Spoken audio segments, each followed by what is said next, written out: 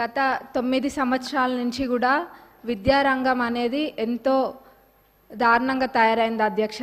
అది నా పల్లబాట కార్యక్రమంలో ఊర్లన్నీ తిరుగుతుంటే ఆ స్కూల్స్ని చూస్తుంటే ఎంతో బాధేస్తుంది. ఎందుకంటే పిల్లలు ఎంత ఇబ్బంది ఉన్నా కానీ కొంతమంది పిల్లలు కింద కూర్చొని అసలు కనీసం మౌలిక వసతులు కూడా లేవు అధ్యక్ష. టాయిలెట్స్ అయితే అవి ఎంత దారుణంగా ఉన్నాయంటే అక్కడ పిల్లలు అవి ఎట్లా యూజ్ చేస్తుండ్రో అన్న చూస్తేనే చూసిన వాళ్ళకి బాధ అవుతుంది అధ్యక్ష. కొన్ని చోట్లనేమో అసలు టాయిలెట్సే లేవు, కొన్ని చోట్ల ఉంటే మెయింటెనెన్స్ లేదు, ఇంకొన్ని చోట్లనేమో అసలు ఎన్ని రిపేర్స్ ఉన్నాయంటే అధ్యక్ష అది పట్టించుకున్న నాదుడే లేడు అధ్యక్ష గత 10 సంవత్సరాలలో కూడా. మరి ఇదే కాకుండా అధ్యక్ష స్టాఫ్ ప్రాబ్లం కూడా చాలా ఉంది అధ్యక్ష. మరి ఇవన్నీ కూడా మరి 10 సంవత్సరాలు అంత వెనకాల ఎడ్యుకేషన్ అర్థం కావట్లేదు అధ్యక్ష. వేర్లు మంచిగా ఉంటేనే చెట్టు మంచిగా ఉంటుంది. మరి అసలు ఆ వేర్లే మంచిగా లేనప్పుడు మరి ఇంకా ఏమవుతారు, పిల్లల భవిష్యత్తు ఏం కావాలి అధ్యక్ష. మరి గవర్నమెంట్ స్కూల్స్ ఒకప్పుడు ఎంత మంచిగా ఉంటుండే అధ్యక్ష. ఇప్పుడు ఆ గవర్నమెంట్ స్కూల్స్కి పంపించాలంటే ఎంత లేనోళ్ళు కూడా ఆలోచిస్తుండ్రు అధ్యక్ష. అంటే వాళ్ళకి ఆర్థికంగా ఎంత భారమైనా కానీ ప్రైవేట్ స్కూళ్ళకి పంపించుకుంటుండ్రు అధ్యక్ష. ఎందుకంటే అక్కడ పోతే ఎటువంటి వసతులు లేవు కాబట్టి. కానీ ఇప్పుడు అయితే అధ్యక్ష మన ప్రభుత్వం అధికారంలోకి వచ్చినాక ఈ విద్యారంగం అనేది క్రమంగా మెరుగుపడుతుంది. అట్లనే ఇంటిగ్రేటెడ్ స్కూల్స్ అనేది కూడా నియోజకవర్గానికి ఒక ఇంటిగ్రేటెడ్ స్కూల్ ఇస్తా అనడం కూడా ఎంతో సంతోషంగా ఉంది అధ్యక్ష. అది అందరు పిల్లలు కూడా సామాన్యులు కూడా అందరూ ఇంటర్నేషనల్ స్కూల్స్లలో చదువుకున్న విధంగా అక్కడ చదువుకుంటారు అధ్యక్ష. మరి ఆ విధంగానైనా ఈ విద్యారంగం అనేది కొంచెం మంచిగా అవుతుంది అధ్యక్ష. మరి ముఖ్యంగా అధ్యక్ష ఈ టాయిలెట్స్ అనేది మటుకు చాలా పెద్ద సమస్య అధ్యక్ష. ఏదో చెప్పాలని కాదు, నేను నిజంగా అన్ని స్కూల్స్ విజిట్ చేస్తున్నా. మరి గతంలో వాళ్ళు చేయలేంది మన ప్రభుత్వంలో చేసి చూపిస్తామన్న నమ్మకం నాకు ఉంది. అది ఖచ్చితంగా కూడా చేస్తాం అధ్యక్ష.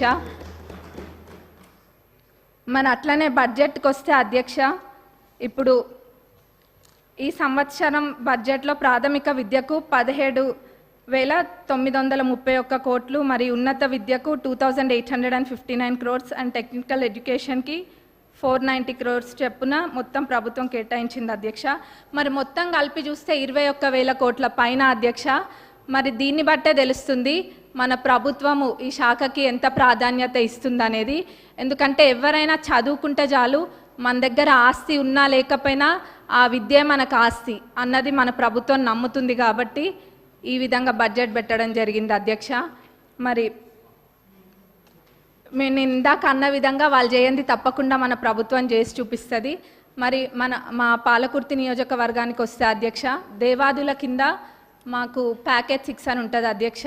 మరి అన్నీ కంప్లీట్ అయినాయి కానీ అధ్యక్ష ఎందుకో మా ప్యాకేజ్ 6 మటుకు గత 10 సంవత్సరాలకు ఎంతో నిర్లక్ష్యానికి గురై ఉంది అధ్యక్ష. అది ఎంత పెద్ద ప్రాజెక్ట్ అంటే మొత్తము దానివల్ల 78,000 ఆయకట్టుకి నీరు వస్తాయి అధ్యక్ష. అయినా కానీ ఎంతో నిర్లక్ష్యం చేసిండ్రు అధ్యక్ష. మొత్తం కలిపి కూడా 30-35% పనులు కూడా పూర్తి కాలేదు అధ్యక్ష. రైతులు అంటే అంత చిన్న చూపా అధ్యక్ష. మనము ఇప్పుడు రైతుని రాజు చేసే ప్రభుత్వం మన ప్రభుత్వం అధ్యక్ష. కాబట్టి మన ప్రభుత్వంలో ఇది ఖచ్చితంగా చేయాలి అధ్యక్ష. మరి ఆ 30-35% కూడా కంప్లీట్ కాలేదు. ఏమైందంటే గత ప్రభుత్వంలో గత పాలకులు ఏదో ఎలక్షన్ల ముందు ఆదరాగా జనాలకు చూపించుకోవడం కోసం అని చెప్పి పాత కాంట్రాక్టర్ యొక్క టెండర్ని రద్దు చేసి కొత్త కాంట్రాక్టర్లను పిలిపించి ఆ ఎస్టిమేట్లో ఎన్నో తప్పులతో అధ్యక్ష, ఎన్నో మిస్ చేసి ఎస్టిమేట్ వేసిండ్రు అధ్యక్ష. మరి అప్పుడుతో పోలిస్తే జిఎస్టీ కూడా మరి 12% నుంచి ఇప్పుడు 18%కి పెరిగింది అధ్యక్ష. ఇట్లా ఎన్నో ఇబ్బందులతోటి ఈ కాంట్రాక్టర్లు కూడా పనులు చేయలేకపోతుండ్రు అధ్యక్ష.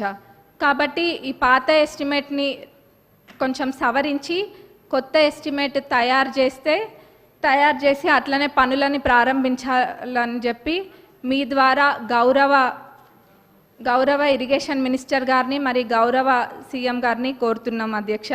ఎందుకంటే చాలా పెద్ద ప్రాజెక్ట్ అధ్యక్ష. 78,000 ఎకరాలకి ఇది నీరు అందిస్తుంది కాబట్టి ఇది పెద్ద ప్రాజెక్ట్ అధ్యక్ష. దీన్ని మన ప్రభుత్వంలో పూర్తి చేసి చూపించాలి అధ్యక్ష మనము. మరి అట్లనే అధ్యక్ష కాలువల అధ్యక్ష, కాలువలు కొన్ని చోట్ల అధ్యక్ష అన్ని చాలా మటుకు కాలువలల్లో అన్ని చెట్లు మొలిచి ఉన్నాయి అధ్యక్ష. దాన్ని కూడా ఎవరు పట్టించుకోలేదు. మళ్ళీ ఎట్లున్నారంటే ఇక్కడ సభలో అనొచ్చు అనొద్దో అదేదో వాళ్ళు చేయకుండా ఏదో 10 సంవత్సరాలు మనమే ఉండి పాలించినట్టుగా చెప్తున్నారు అధ్యక్ష. ఏమైంది కాలువల్లో అవి ఉన్నాయి ఇవి ఉన్నాయి అని. మరి నవ్వాలో ఏడవాలో తెలియదు అధ్యక్ష. కాబట్టి మేమే మా నియోజకవర్గంలో అయితే ఒక 30 కిలోమీటర్లకు పైగా మా సొంత డబ్బులతోటి మేమే పెట్టి అది తవ్విపియడం కూడా జరిగింది అధ్యక్ష. ఇక్కడ ఇదంతా ఇబ్బంది లేకుండా లైనింగ్ కాలువలు అన్నిటికీ కూడా లైనింగ్ చేయాలని మీ ద్వారా నేను కోరుతున్నా అధ్యక్ష. మరి అట్లనే అధ్యక్ష చివరిగా రుణమాఫీ, ఆ రోజు అందరము ఇక్కడున్న శాసనసభ్యులం అందరం కూడా ఎంతో నమ్మకంతో చెప్పినాము.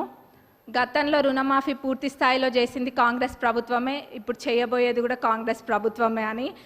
అది మాటలకి మాత్రమే అంకితం కాకుండా అధ్యక్ష ఈరోజు అన్న విధంగా తప్పకుండా చేసి చూపిస్తుంది కాంగ్రెస్ ప్రభుత్వం అని చెప్పి ఈరోజు మనము చేయడం జరిగింది అధ్యక్ష. మరి ఇది అందరికీ ప్రతి ఒక్క కాంగ్రెస్ కార్యకర్తకి మరి ప్రతి ఒక్క రైతులకు కూడా ఇది గర్వించదగ్గ విషయం అధ్యక్ష. మరి మన గౌరవ అగ్రికల్చరల్ మినిస్టర్ గారిని మరి మన డిప్యూటీ సీఎం గారికి మా నియోజకవర్గ ప్రజలందరి తరపున ధన్యవాదాలు తెలియజేస్తున్నా అధ్యక్ష. నాకు ఇక్కడ మాట్లాడే అవకాశం ఇచ్చినందుకు మరొకసారి ధన్యవాదాలు తెలుపుతూ ముగిస్తుంది. కొత్త ప్రభాకర్ రెడ్డి గారు.